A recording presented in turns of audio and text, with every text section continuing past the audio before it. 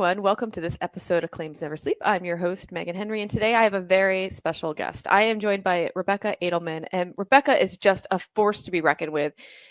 She is a practicing attorney. She owns her own law practice, which she's expanded to risk management and claims management. And she's just a woman who does it all. She's very forward-thinking, thoughtful. She's a thought leader. And it's just this entrepreneurial spirit and always had. And she's just pushed herself and just made it blossom. And I guarantee you're going to learn a ton from listening to her. And she's just going to make you smile. So with that, let me bring her in. This is the Claims Never Sleep podcast, presented by Cruiser Mitchell, with your host, Meghan Henry.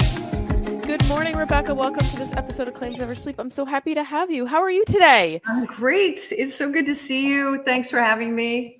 I'm doing great as we sort of catapult into the holiday season. I know. It is upon us. As I was saying in our pre-recording chat, I am headed on the road later or this afternoon. Let's hope I don't get buried in holiday traffic.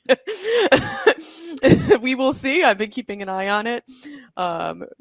Hopefully the traffic gods are in my favor this afternoon. There's nothing like traveling on the Northeast corridor on Thanksgiving weekend. Yeah. Good luck with that. So before we dive in, I have to ask a little bit about your background. Okay. This is a real background, right? This is not virtual. Yeah.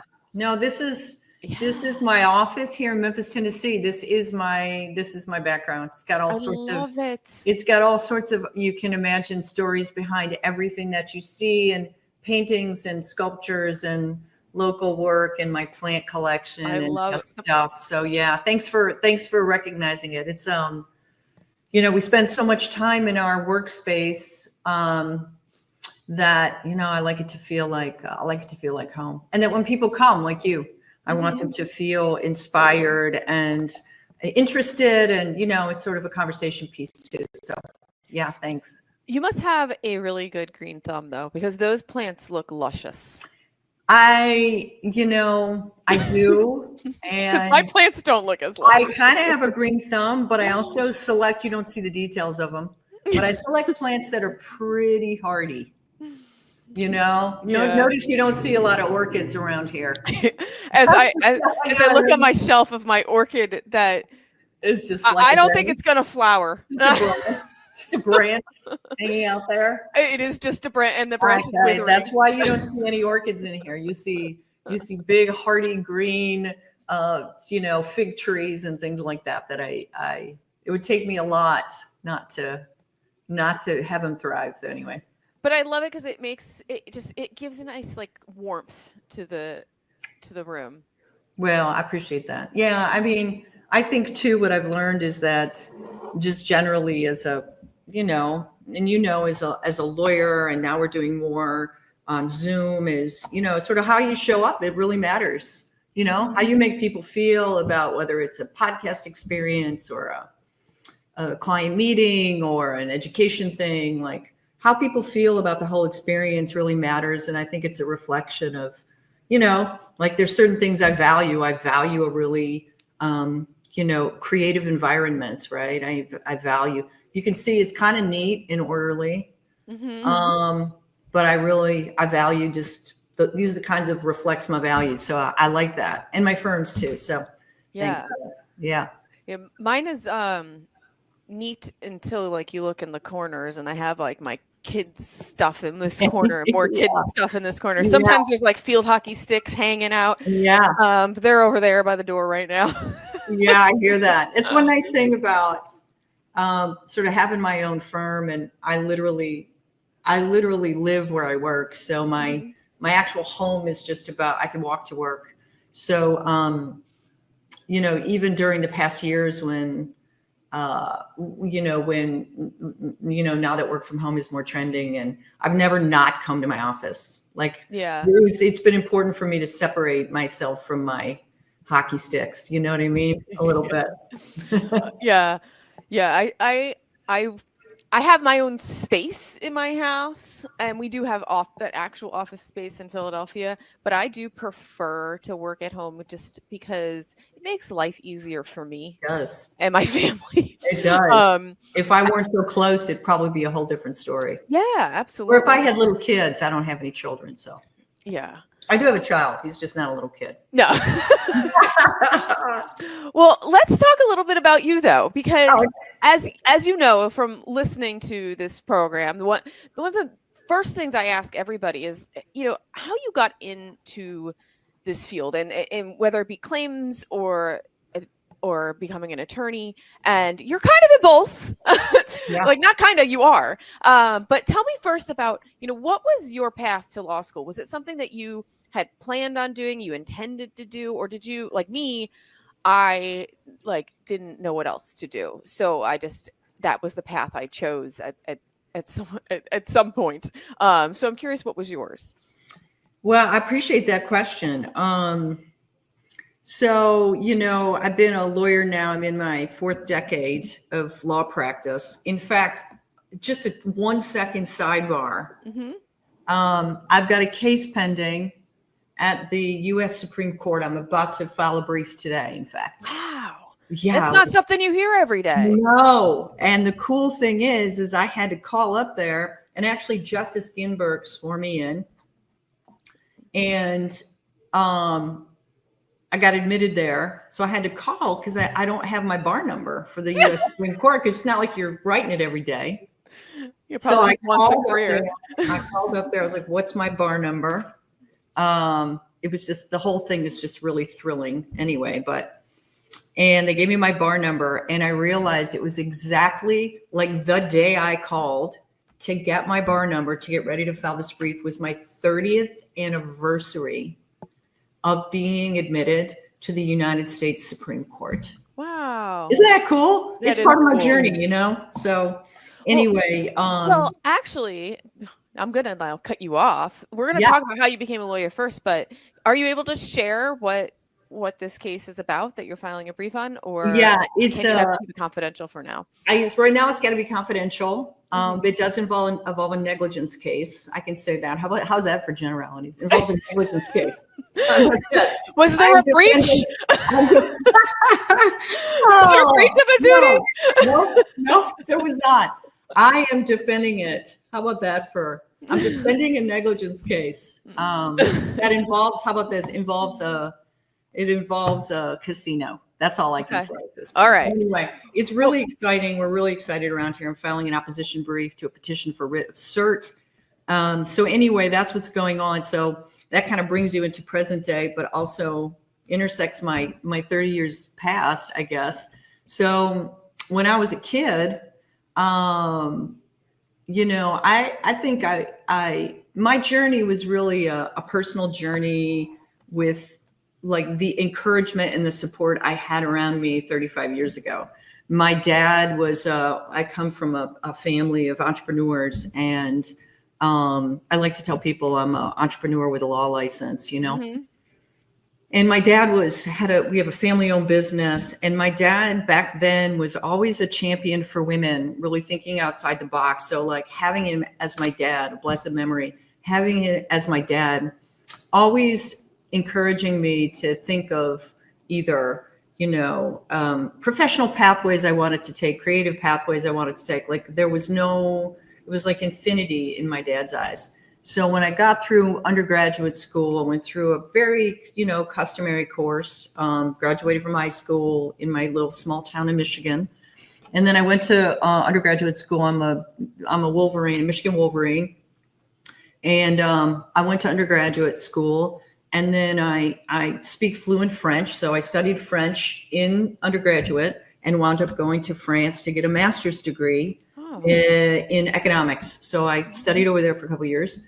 And then I came back, and I was really like, sort of like you, like, I'm not sure what to do next. And I was young, I was in my 20s, and talked to my dad about it.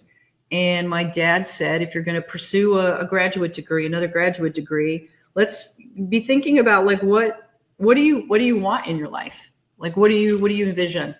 And the law sort of came to me as as a way to, one, protect my own interests and be independent and take care of myself.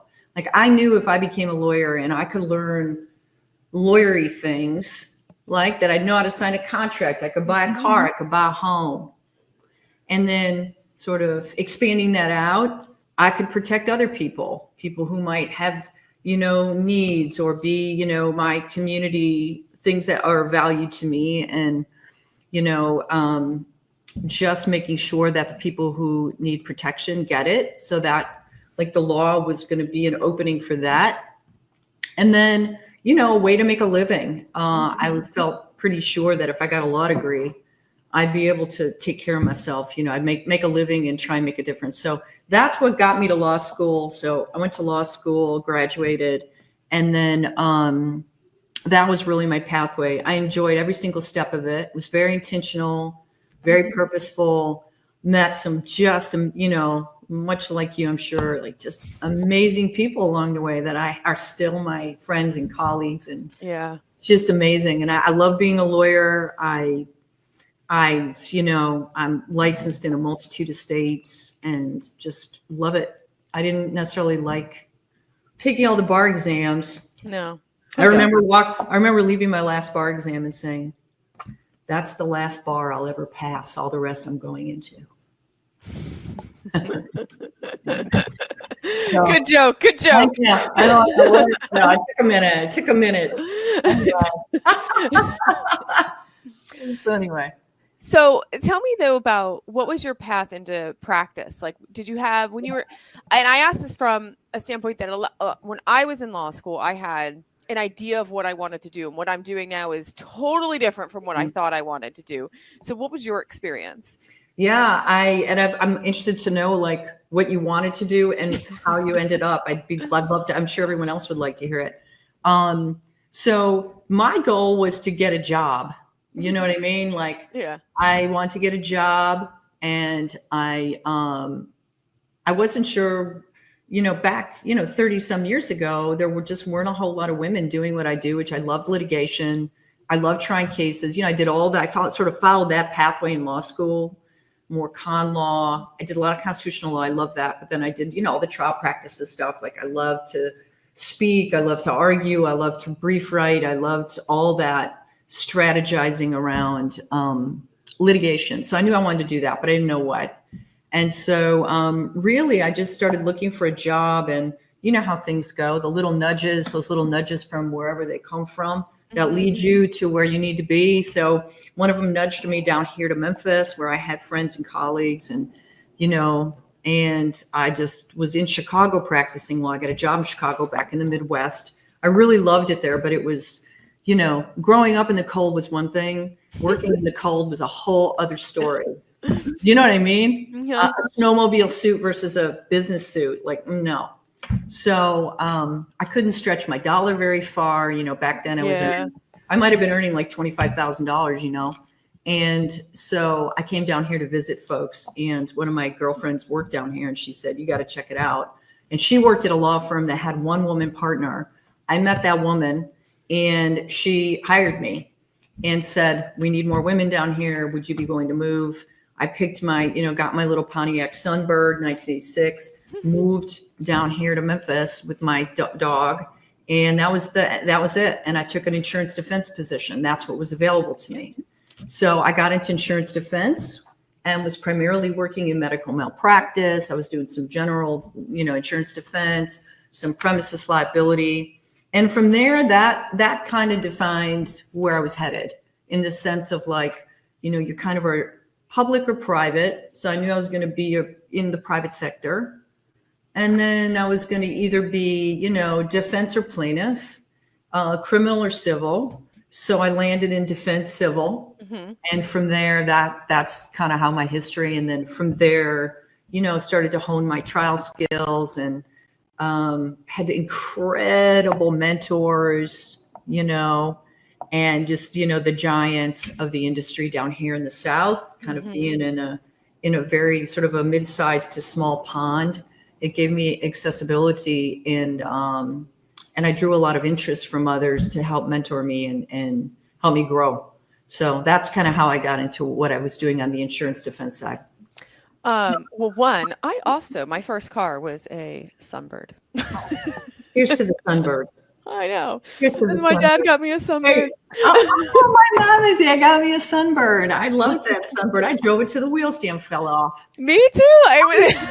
It's been like 2005. I drove that thing forever. Yeah, and mine had a little sunroof on it, a 2-door, had a little sport. Like I had a 4-door. I had a 4-door. Oh, yeah. Thank you, Dad. Great. What color was yours? Blue, like baby blue. Oh my God, I love this memory. I'm gonna go find a picture of that Sunbird and send it to you. I loved my Pontiac Sunbird. Anyway, how did you not to turn the tables, but tell me how you thought you were gonna, how it was and how it is.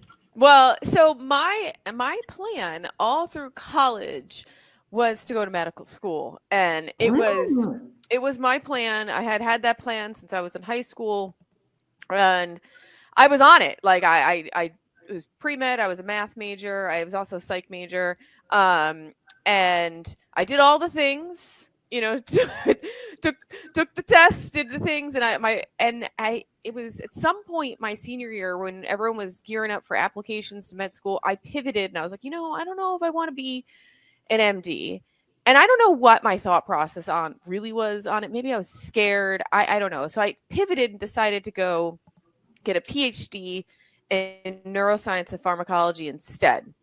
And I thought I was like, I want to develop drugs. Like, I want to work for a pharmaceutical company. This is what I want to do. And that's what I thought that was the right path there. And then I started at GW, and I was in their program there. And not that this had much to do with my change in it, but I started, and when our first few weeks, September 11th happened. And that was a little traumatizing to everybody. And then as I started work through that program, I absolutely hated it. Like, I was like, this is terrible. I don't belong in a lab. I'm way too chatty. I like to be social, and everything happened so slowly. And I just was like, this just isn't working for me. Like, I can't work on something meticulously and almost robotically to wait for the tiniest little results in like months upon months. It wasn't working for me. I hated it. So I was like, you know what? I'm going to take a step back. Let me figure out my life and what I want to do. So I left that program. I took a leave of absence first because I wasn't definitely sure I wanted to put a pin in that. And I got a job for a consulting firm, and that was a perfect opportunity for someone in their early 20s. I got to travel a ton. I worked with a bunch of people my age who were just had graduated college. So then, we developed this really close friendship, the late nights and all. And look, we were not moving mountains. Like it was, but it felt like we felt like our jobs were really important. But it was a lot of fun too, just because I was with, people my age, and it was a perfect thing for me to do. But at the time, my mentor there was a lawyer, and I had never even considered being a lawyer because everyone else I knew who was going to law school was a history major, an English major, and I was like, I just didn't feel like I fit that mold. But then after working with this woman, I was like, yeah, actually, like, I could do that. Like, I could go to law school. And at the same time too, I was like, what else am I going to do? Like, what other job is there to be had for me? I knew I wasn't staying at this consulting firm forever. Like, I knew I needed to find some advanced degree. And I didn't think a master's in public health, which was like the sector I was in, was the answer for me either.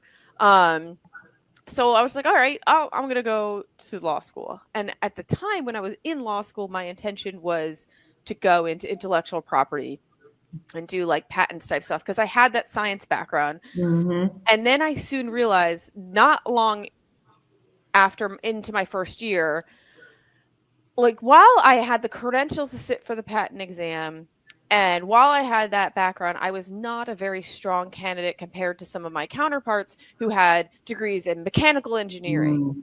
And I kind of was like, look, even though I can do it, I'm not as a strong candidate compared to these other individuals.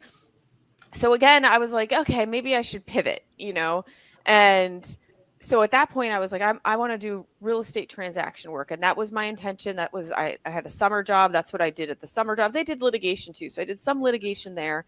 But it was real estate transactions, really what I wanted to do. And then when I graduated, it was 2007, and there was not a real estate transaction job to be found. Like, my summer firm wasn't hiring. Like, they couldn't hire. So that was a blow, because I was like, that was usually you summer, and then that's where you get your full-time job. And they're like, again, because real estate transactions were not to be had, they couldn't take on people. So again, I had to pivot. I didn't have a job when I graduated. I was in a flat out panic, and I did that like e-discovery, contract attorney work until I found something to land on. And the things to land on was litigation, right? Those are the jobs to be had. So that was the job that I took, because I was not going to be a lifelong contract attorney, because that was way too stressful and boring for me. And not that that's, I mean, I have had classmates make wonderful careers out of that. It just wasn't one for me. So then I got a job at a mid-sized, insurance defense firm, and the rest is history. Now looking back, I was like, I probably would have been super bored being a contract attorney. Like, like knowing how I am, I'm like, I like that things are, you get different. Every file is different. And not that, I'm sure that happens in contracts too. So, but I just, where I am now, I'm like, this is probably where I was meant to be, even though, it was a winding path there. Yeah. Well, what I love about your story is that, I mean, it just demonstrates, number one, what a journey of self-awareness that is, and like self-discovery along your path, and the ability to pivot. I mean, come on, as a litigator, like our whole life is just like, pivoting and being able to, kind of zoom out and zoom in, and zoom out and zoom in. And I think that that's what I really love about it. The other thing I'm just sort of observing is that, the pace of litigation, picturing you in a lab with things moving like the pace of a broken snail, and the pace of litigation, the pace of a law firm like we're in, I think is just, speaks to that need to, keep things rolling and moving, and a lot of diverse things going on in different points in the life of a case. It's just a lot of fun.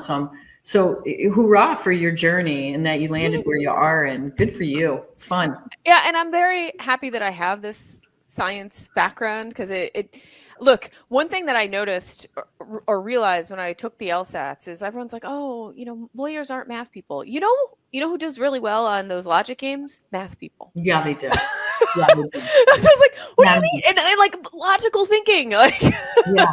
Yeah, that's cool. But plus, you can also help your children do their homework, which is something I couldn't do. Anyway. Well, sometimes now it's getting a little harder. Yeah. But I do enjoy. I'm like, oh, it's like a refresher for me now. I get to go back and relearn all the things. I'm like, I can't wait till you take calculus. So I get to, like, my all-time favorite classes are calculus related classes. So, but so you moved to Memphis. At what point do you open up your own firm?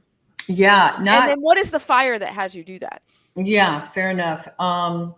So I got down here, I took my great job, and, I'm a quick study. So I learned as much as I possibly could learn about healthcare law, doing healthcare defense work, hospitals, doctors, whatever. So you're talking about the 90s. And then I was hired. I had an opponent on the other side call me up one day, and he had a defense firm also. He might have been a co-defendant rather. And he called me up, and he owned a firm, and he said, you're really good. I have a whole portfolio of, healthcare defense work, and I need someone to manage it.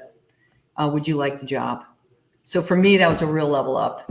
And I hated leaving the guys who had trained me, but they were also happy for me, which is a testimony to great mentors. And then I took this other job, and there I really learned how to not only, try a case from start to finish and do all the things. But I learned how to run a business. My mentor, the owner of the whole firm, really taught me how to like the business of the law, which is a lot different than like the practice of the law. Mm-hmm. So, and back then, I started to see early signs of this sort of silver tsunami lawsuit stuff coming in. I was starting to defend healthcare claims in the senior living space early on in the 90s. And then we had a couple of really kind of key clients. Mm-hmm.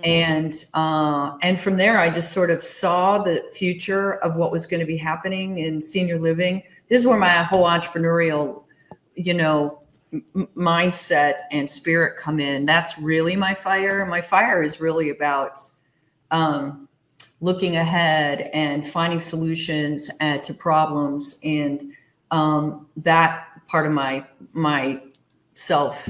So I saw that this was going to turn into something soon. So I left that guy's firm, and just a great firm, and opened up my own. It's probably about 6 or 7 years into my practice.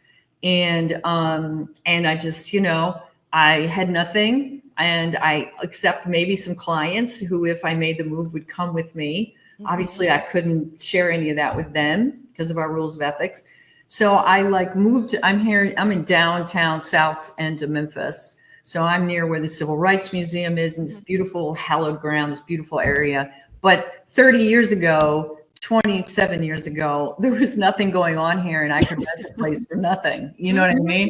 Like an old worn out building. So I, walked around here looking for a place to rent and hang a shingle. And I think also one of the, fires that was lit was that, again, even back then, there just weren't a lot of women doing what I was doing. And I had this sort of entrepreneurial business mindset too, about not just building a law practice, but building a business, like a whole legacy and a different service lines, and risk management and claims management. Like I had all that in my mind way a long time ago, that was going to be important to be able to provide services along a whole continuum as a lawyer. And I wanted to make it accessible, and I wanted to be the first woman firm in the city of Memphis, and all that. And so I staked out to do that. And I'm looking down this way because I'm in this space right now. I'm in the same building, which is the Memphis train station, Central Station. So I'm in the same building, but in a different location. But for 25 years, I was just down the way. Mm-hmm. And I walked into this place. It had no floor at the time. It had already been probably had big, cobwebs everywhere. And I walked in and I found the landlord. I'm like, obviously no one's been here for a long time. I'd like to rent this place. And he said, "You sure?" And I said, "Did you think this one through, lady?" He said, "Sure." I'm like 26 years old or whatever, 7 years old. And I'm yeah, no, I'm definitely sure that this is a place I can afford. And he said, "How big's your firm?" And I'm like, "It's as big as I am. There you go." And he said, "Well, I can give you a little bit of money to, build the place out." And I said, "I would really appreciate that." And in the same time, I was, then I was able to tell clients that I was leaving and, starting my own firm. And, thank God they came with me. They trusted me. I've been representing them for a long time in the space. Then I went about really building a business around healthcare and senior living. And, so one of my niches, did all those things, went to all the healthcare conferences, offered my education free, speaking engagements, writing stuff, back then, started a newsletter, to get some traction. There wasn't a LinkedIn. It didn't exist. Twitter didn't exist. None of this stuff existed. Keep that in mind. Instagram wasn't out there. Nothing. There was nothing. It was, you just got on a plane, you went to a conference, and you were on the agenda. And then hopefully you would, start to build your thought leadership. So that's what I did. And I think what drove me is my entrepreneurial mindset and, my empowerment of women and the whole thing just driven by an incredible foundation of my family, saying that there's just nothing that you can't do. Yeah. So that was it. So from there, I built my law practice, and we had this discussion when we first met. So, practicing insurance defense law a long time, you really start to see, you start to see where the gaps are. When you start to see your own trends doing these defense cases, you start to see where there are ways for us to actually solve to some of these problems proactively. So we can, so I started to get into crisis management. I started to get into risk management very early on in my career, and built some, programs around that. And if you go back and look at my old, I don't even know if it was called PowerPoint back then, but you know what I mean? You go back and look at them and I'm like, wow, that I even could do that was just amazing. And so I started to develop risk management solutions. So when I would see these problems on the insurance defense side, I had something to offer to say, let's not let this, people know me. This is like my motto. I don't like to let a good crisis go to waste. You know what I mean? We have to learn something from this. Mm-hmm. So I started to move down the spectrum with my service model and, then start to offer risk management. And then over the course of time, over the last 10 years, I have a little niche in doing healthcare claims management. So I just provide claims management services, but very different, very unique, really innovative, very proactive claims management services for a couple little groups. And that model is sort of a reflection of what's going on up the spectrum. You know what I mean? Mm-hmm. Like we're able to, in the claims side of things, I think we've created really good systems and processes, proactive kind of ways we deal with events, incidences, potential losses, whatever it might be, that help set us up for success in either early resolution or, certainly early investigation to get to the bottom of things so we don't lose evidence, so we don't lose the momentum on something that happened.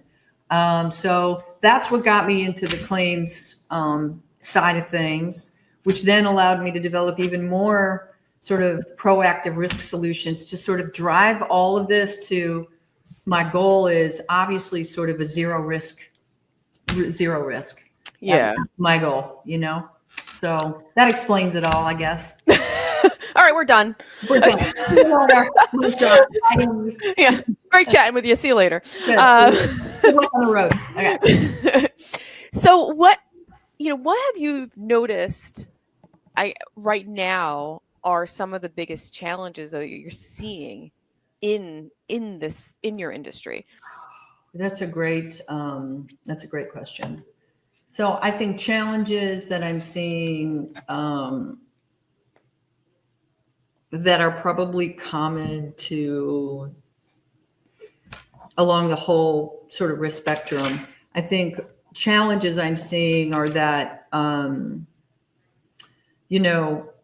sort of we have a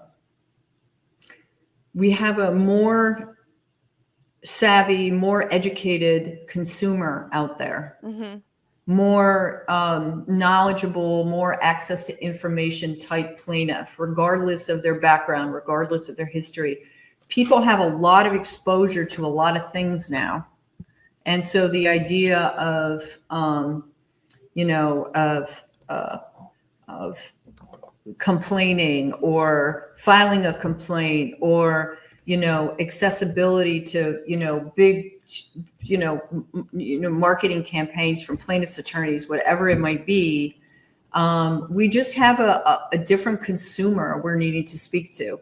And that consumer has, regardless of even the industry that you're in, I think that they have certain expectations. And I think that the legal field, the legal ecosystem has had to respond to all of those expectations. And I'm not sure we are, I think one of the challenges is that we've got sort of a very traditional system of insurance defense and how we manage claims and the relationship between everyone, whether that's between the insurance defense lawyer, and then the claims manager, and then the insurance carrier, and then, there's a lot going on in that ecosystem, as you know. Mm-hmm. And then how we engage with a jury, that's more sophisticated.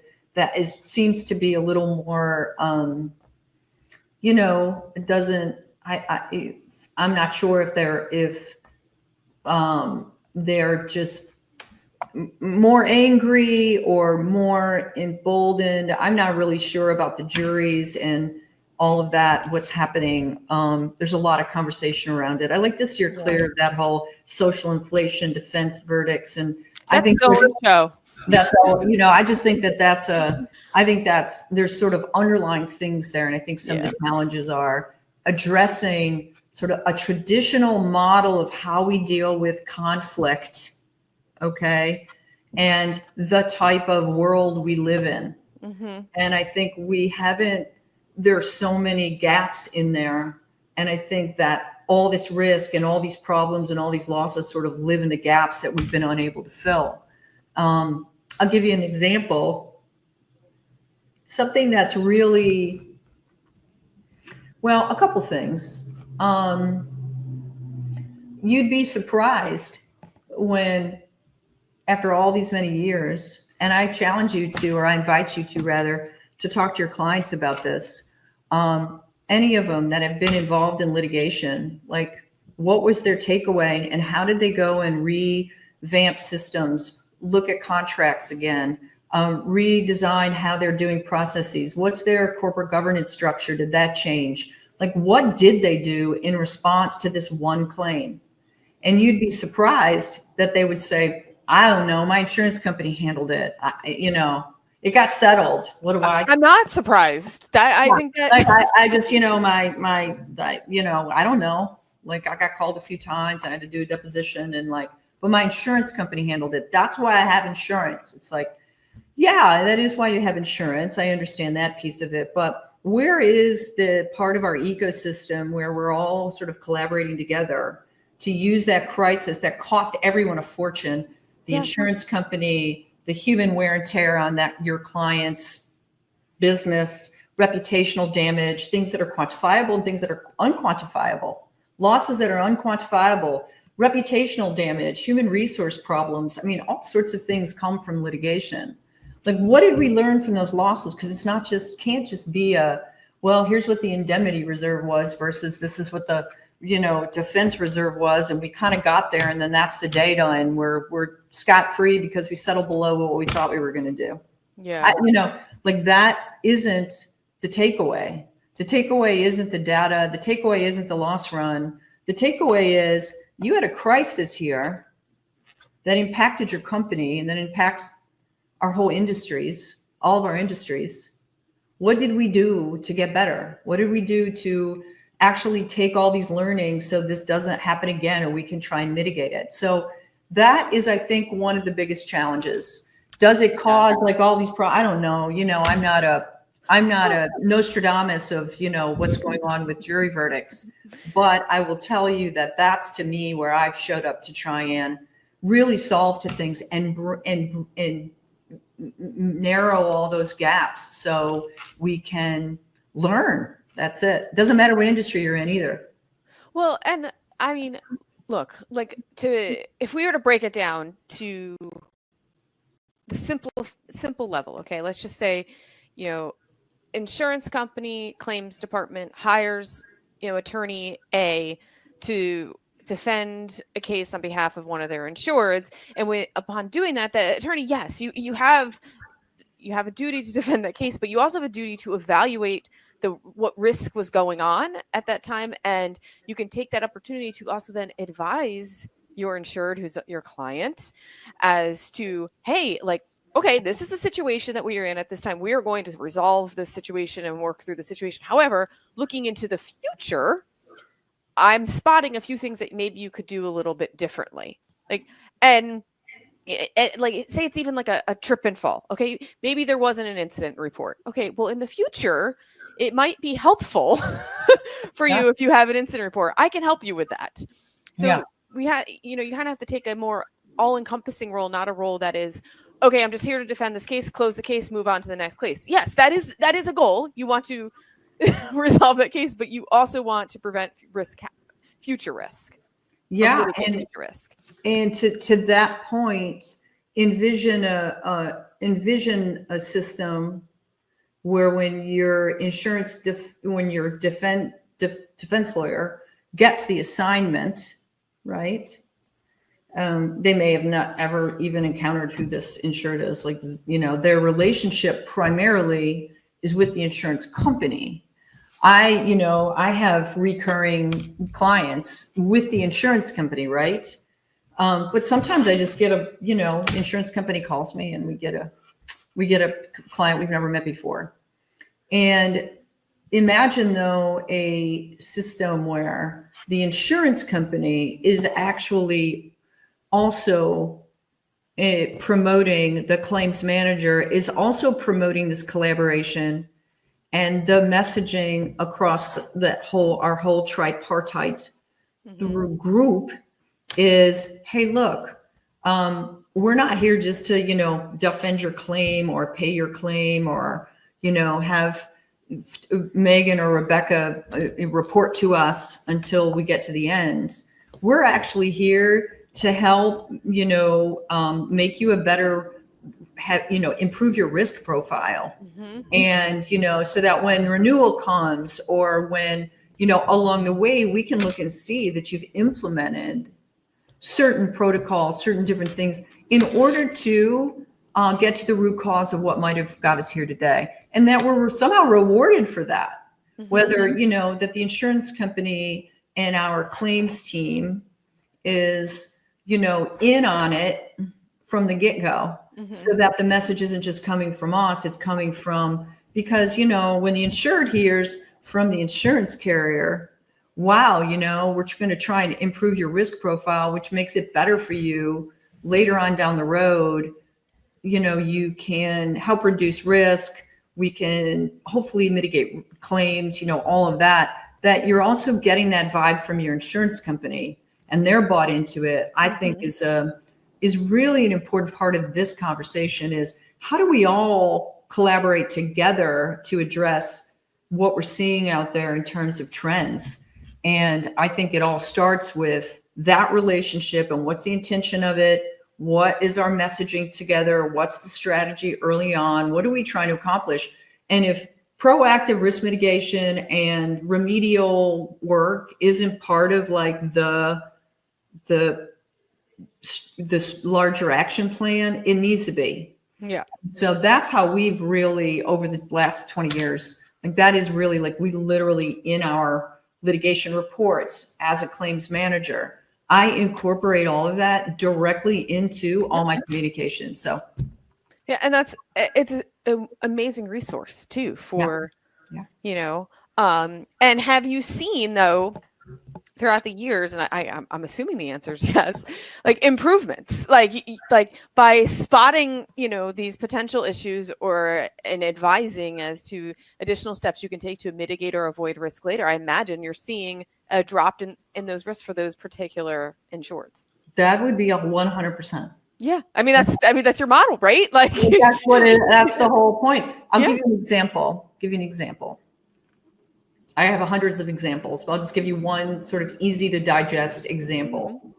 And that is, next time you're with your clients again, I'll invite you to ask them this question. Tell me about your litigation hold and evidence preservation protocols in your company. Yeah. Okay, wait, hold on. I'll show you exactly the look you're going to get. Yeah. Yeah. What are you talking about? What are you talking about? And I don't care if it's a small company or if it's a big company or an organization. The fact that most organizations don't have a protocol for litigation hold, don't understand what triggering of it is, don't know what spoliation of evidence is, you can't destroy evidence. If you think something like that, they don't understand what a litigation hold actually is, when it's triggered, who their key personnel are that need to preserve evidence. And expanding out there. So in indirect answer to your question, many cases I've had are, where's the evidence? I get a records request, I get a whatever, and they're like, well, I don't know where the video is. It's like, what? You literally had a records request back, 10 months ago when you should have reported it in the first place that there was an event, which is another one of the challenges, I think, is just sort of, how our clients, their understanding, or rather lack of understanding, about how their insurance actually works, right? How to report a claim, when to report a claim, and I'm always encouraging my clients, boy, if it looks like something or it raised a red flag in your brain, like, let's get on it now, not 9 months from now when the video of the little boy jumping on the trampoline has been destroyed, right? Who broke his leg in 6 places. And now, and so the proactive risk strategy there is, let's talk about getting you a litigation hold program in place. Yeah. That has, and particularly in our high risk industries we represent, and in the claims management, like, that is just part of the deal. And to me, like, if I'm an insurance carrier and I've got this application, I should have on my application, do you have a litigation hold program in place? And then they would say yes, or they would say no. And you'd be like, no, well, let's get with Meghan or Rebecca or whoever, and we need to get one. Here's a video on what you need and blah, blah, blah, and call these people, because that's going to help a lot in the event anything ever happens. So that is a real concrete example of how one thing that they do could save them. I mean, the kind of sanctions you can get on a evidence spoliation, or a negative inference in front of a jury. I mean, you can move a case, like, you could add 2 extra zeros to a case, and punitive damages and the whole works. So, anyway, that's just a real sort of specific example. Yeah, and not to mention, like, it can save you so much money if that video could have great footage on it that's very helpful. It might also have footage that's unhelpful, but then you at least know it right away, and then doesn't matter. Our job is that we're truth seekers. Yes. Whether or not it's good for us or bad for us, it doesn't really matter. It allows us to assess the risk and to take some move that's either gonna, we just need to know, we need to resolve it faster. It's really doesn't, for us, we're just trying to get to the truth. And so, but that's a great point. And, it could be great for us. So the truth is in our favor. But if we leave it to someone else to decide what was on it, it never works out. It's never going to help. No. Never. Zero chance. So. And have you found, though, that you get any pushback from insureds or clients on this? Great question. Yeah, great. Sometimes people don't like to change their ways. Great question. No, it is just a brilliant observation, because, yes is the answer to that. Here we are trying to help them, and they're like, you know what? We just got assigned by, just focus on your job. I have some of those clients who are just like, I can think of one off the top of my head, and who I'm like, I've had 3 or 4 cases for them. And I'm like, it's the same conversation over and over. I'm like, okay, did you put the thing up? Did you do this? Did you? And they're like, no. I'm like, okay, well, here we are again. But that's what my insurance is for. I'm like, yeah, your rates are going to go up, and they're probably going to drop you at some point. But yeah, I do get a little pushback. And the healthcare space, it takes a little more education and training, because healthcare seems to be more change averse than most industries. So trying to institute new programs or policies, it just takes some more time. They want to embrace it, because I think the impact in the healthcare space is probably greater than anywhere. And in litigation. So, but it just takes some time. And, this goes back to what our jobs are. Our jobs are to engender trust and confidence in the legal profession, to serve as advice. We have so many different hats we wear. That's that's a hat thing. Like that's your hat. See my hat. It's a beautiful big brimmed hat. You're ready to go to the Derby. So we wear multiple hats, and but they all sort of drive back to instilling confidence with our clients and trust in our profession, our legal profession, and that they know that when we're advising them about something, it's really because we're working in their best interest. And so as opposed to like pointing out some of their weaknesses, what we're doing is we're trying to get to optimize their opportunities to use the crisis as a way to improve operations all the way around. Yeah. Always, reinforcing the fact that, this doesn't mean you did something wrong. This means like something came up. So let's just take this opportunity to do something so we can avoid it later. And I'm sure you get that too. How many clients have said to you, like, this lawsuit's frivolous. Like, how could they even file it? I know. I'm like, oh, that is in and of itself a problem with our system.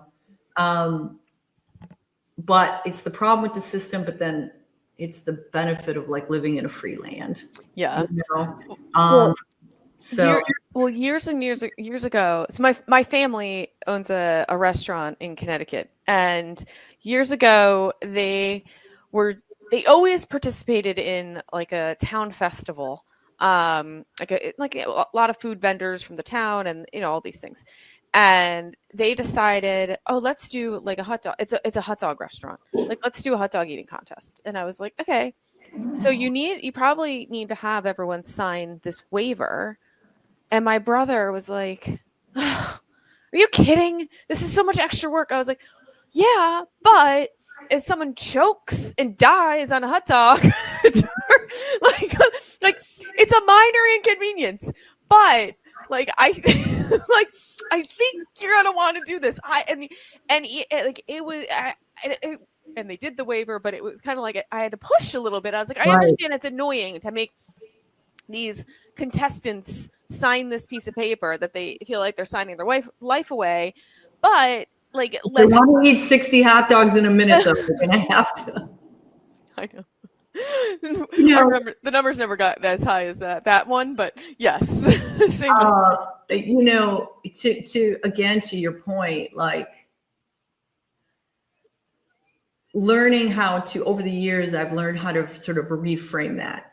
Mm-hmm. Like, when hey, you're going to have to sign a waiver turns into, empowering someone to take control of their business. Like, I've just been around for so long and have engaged with so many thousands of people, some who push back and some who don't, that you learn sort of how to, like you are learning and have learned how to present that, you know what I mean? So you get the greatest opportunity at the first time you bring it up to get some kind of buy-in, you know what I mean? Mm-hmm. And there are a lot of ways to do that, but I think it's critically important, and it's a challenge we all face is that, what is the, how do you, making sure that we're, really tuned into any trends we see with our clients or in the industry, educating them about it, and then really trying from a claims management, from a defense side, on the insurance, whatever that whole ecosystem is to all get on the same page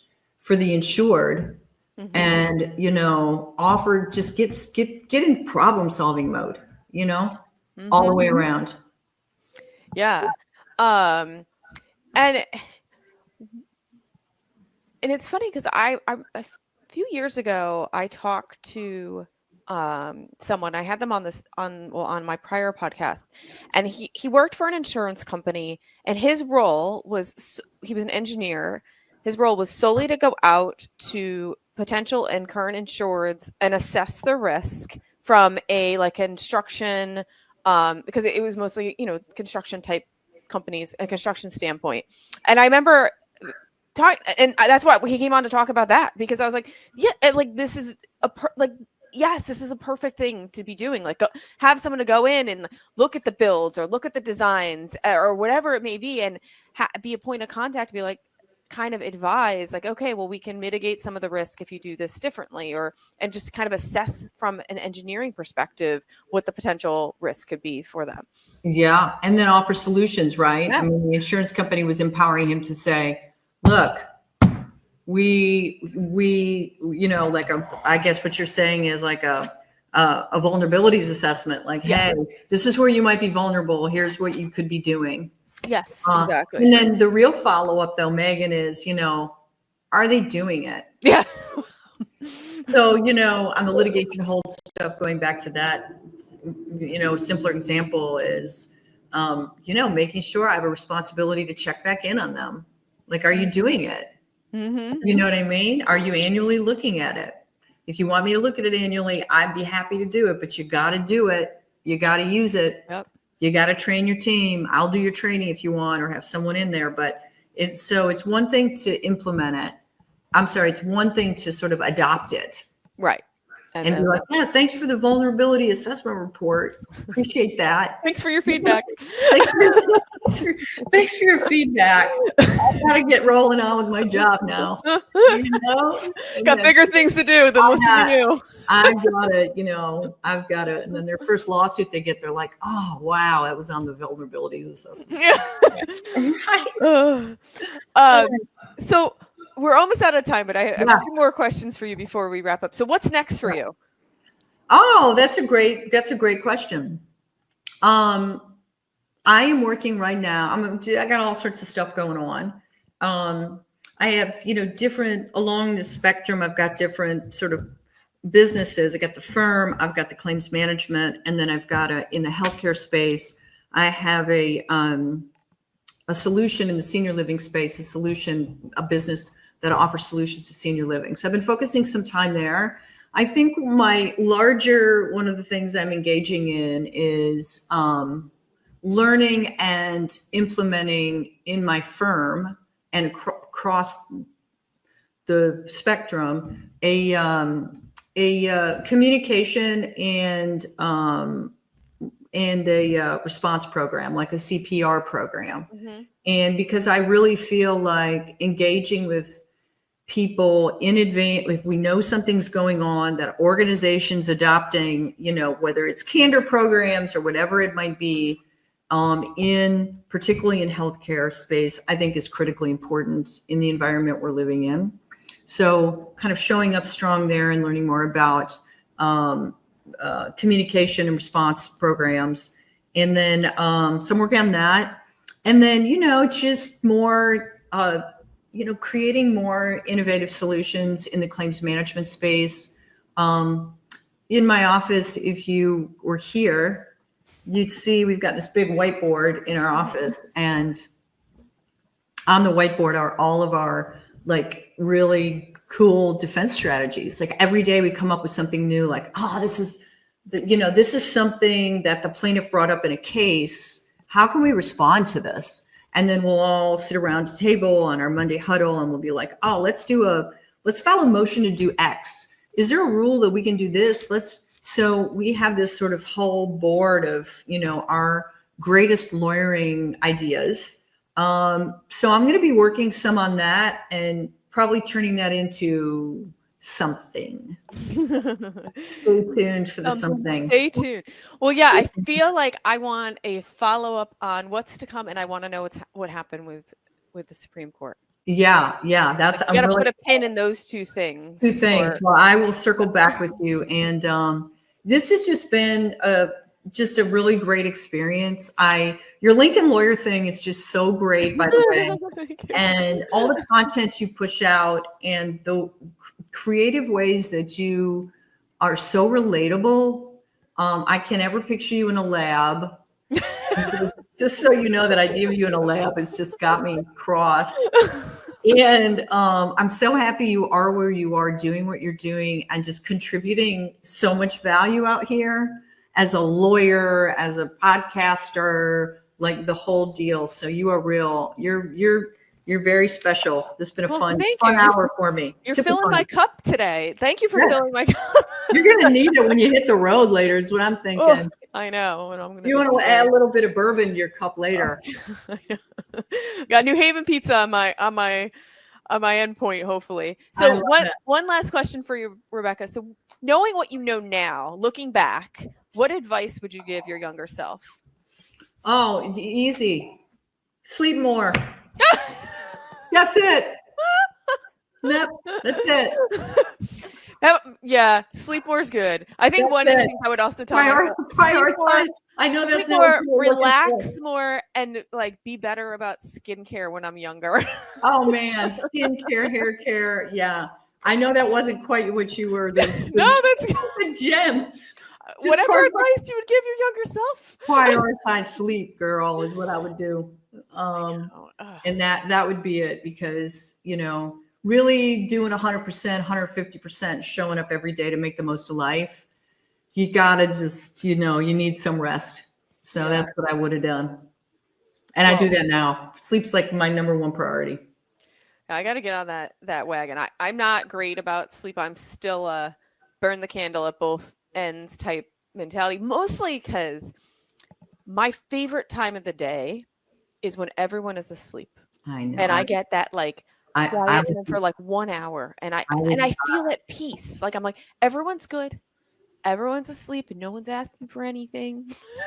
And it's just I feel so much calmer, and that's my time. That 1 hour. That's when I watch Lincoln Lawyer, or currently it's a lot of Christmas Hallmark type movies. But it's my time. I was a mom with kids, with my son young like that, where my days were, and then finally he would go to bed, and it was like I was just like, you could have that one big sigh, like, oh, yes, that big sigh, like like you almost have to say it out loud, like, oh, it's done. You finally, you run the little, you run like the move, the ninja move, and you get out of your kid's room without them waking up, and everything's good. Like roll out on the floor. Roll down, you make it out, and you're like, oh, now I have the hour. But the beautiful thing is, like, you're prioritizing that. So, when they get older, and you can carve that hour out while they're still awake, or you can get in bed because you've had your hour to yourself, so you can go to bed. It really is. It's been a game changer. It really is like the elixir for me. Yeah. So I love it. Yeah. So anyway, right. More sleep. More sleep. Well, Rebecca, thank you so much for joining me. It was an absolute pleasure. And I can't wait to have you on again and hear more about where things are going and where they're at. Let's pin that for a few months from now, because I am curious to hear what happens with your brief. We will, and me too. I want to hear about all that's going on with you too. So, and I hope you get to argue. I know. Well, if I get to argue, it means I've lost this part of the briefing. That's true. I guess it's sort of bittersweet in many ways. I want to win, but we were just talking in the office. We're like, I hope we can go argue, but that would mean we've lost. Yeah, so, but anyway. Yeah. Well, of course, for all our listeners out there, if you like what you hear, please like and subscribe to Claims Never Sleep. You can find us on your favorite streaming platform. You can also find us on YouTube. Thanks for tuning in. This is the Claims Never Sleep podcast, presented by Cruiser Mitchell, with your host, Meghan Henry.